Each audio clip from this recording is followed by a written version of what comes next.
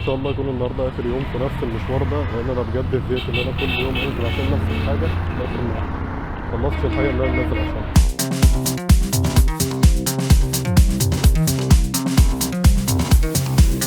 من كتر ما المكان اللي انا قاعد فيه ما فيهوش حاجات كتير كويسه تتصور ولا في اماكن كويسه تتصور، فقررت ان انا اصور لكم التكاتك تايم لابس زي ما انتم شفتوا كده. نو ترايبود، مجرد بس ماسك الموبايل، عشان كده هتلاقوا هزات كتير حاول اشيلها في الايديتنج، ولكن يعني كان لازم الواحد يتصرف برضه، بما اني مش معايا الترايبود وكده كان لازم اتصرف واصور. يعني هصور ايه تاني؟ فاهم؟ مفيش حاجه في البلد تتصور، مفيش اي حاجه تصورها تاني حرفيا. كالعاده وده شيء طبيعي جدا جدا ان ما تاخدش كلمه من واحد مصري ما جابش البتاع، فهروح لواحد تاني ان شاء الله يكون جابها عشان نخلص منهم من المشوار ده. ما تاخدش اي كلمه من اي واحد مصري نهائيا.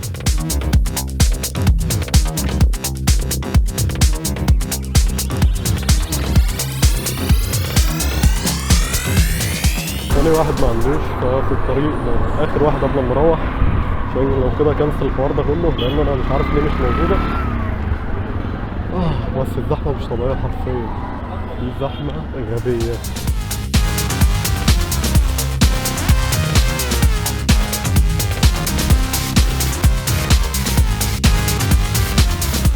عشان تحس ان البريزه الماجيك انقرضت من الكوكب، مش لاقي فيها حته حرفيا.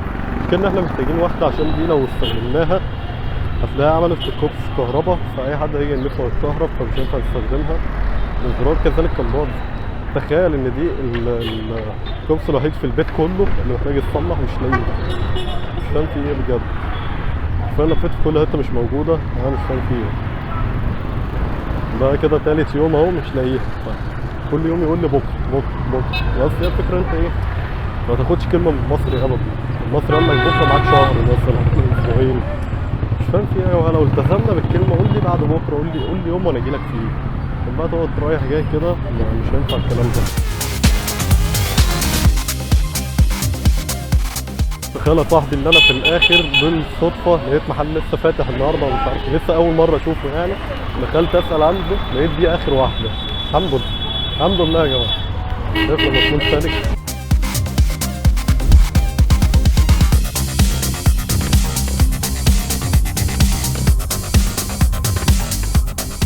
فاكرين الفيديو بتاع شكرا 23 لما انا كنت بتكلم على الدروس اللي انا اتعلمتها في 2023 وقد ايه اتعلمت دروس وحاجات كتير جدا؟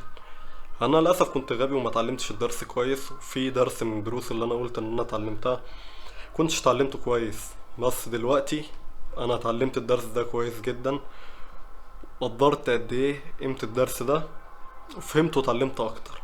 على قد ما انا فاهم متضايق جدا، على قد ما انا بقول الحمد لله ان انا اتعلمت الدرس ده بدري قوي، وان انا اتأكدت 100% من الدرس ده. الحمد لله ان انا اتعلمت الدرس ده فعلا. للاسف مش هقدر اقول لكم الموقف بالكامل في الوقت الحالي، بس هيجي وقت ابقى قادر ان انا اتكلم عن الموقف ده، وابقى قادر ان انا اتكلم عن كل حاجة عموما انا عايز اتكلم عليها. في حاجات دلوقتي انا عايز اتكلم عليها بس مش هقدر اتكلم عليها، لكن هيجي الوقت اي حاجة عايز اتكلم عليها هقدر اتكلم عليها براحتي جدا. بس انا اتعلمت الدرس ده كويس جدا.